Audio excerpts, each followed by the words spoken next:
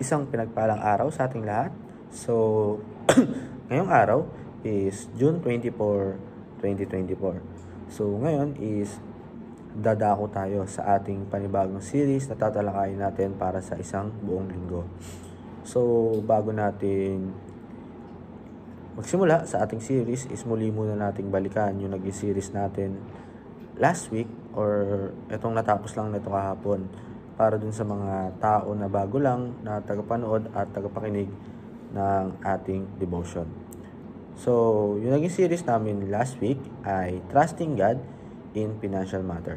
So, ayun, yung financial matter, ito yung mga wealth natin or yung mga ginagastos natin sa mundong ito.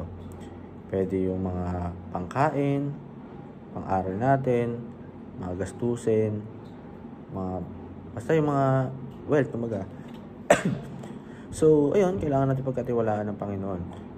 Kumbaga, gawin natin siyang manager ng ating mga financial sa buhay natin na humingi lang lagi tayo ng gabay sa Kanya. So, yung series na talakay natin ngayong araw ay The Power of Forgiveness. So, ayun, alam naman natin sa mundong ito is hindi maiwasang may mga tao na nagkakasala sa atin or tayong mga tao ay nagkakasala sa iba. So, the power of forgiveness is kailangan na natin palang mapag-aralan or matutunan na magpatawad. Kasi ang Diyos is, kahit anong dami nating kasalanan is pinapatawad tayo ng paulit-ulit. Hindi naman pwede yung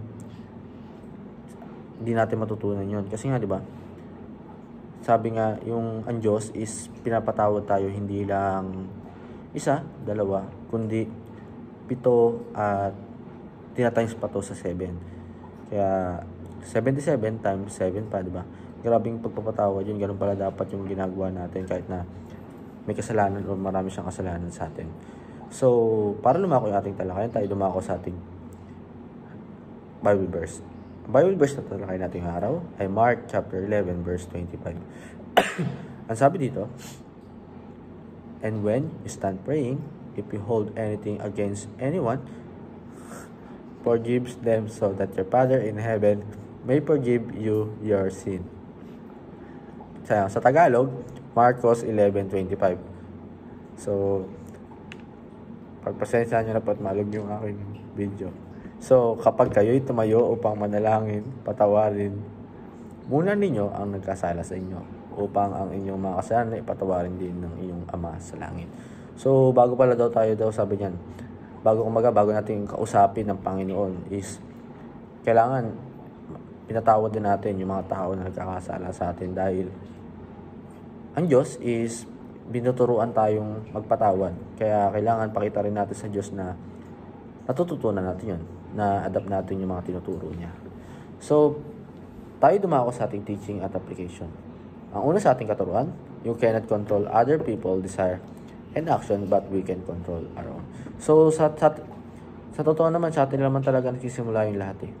Yung mga nakikita natin sa iba is kailangan bago natin husgahan or pakialamanan yung mga buhay ng may buhay is kailangan aralin muna natin kontrolin yung buhay natin. Kasi di naman natin sila makakontrol kung yung sarili natin di natin makakontrol eh. Kaya kailangan simulan natin sa sarili natin. So, number 2, unforgiving heart hinders our prayer. So, kahit pray tayo ng pray, kahit kausapin natin yung Panginoon, is hindi yan uubra kung yung puso pa natin hindi mapagpatawad or hindi malinis sa lahat. So, number 3, God forgives us if we forgive others. So, ang Diyos lagi tayong pinapatawad niyan.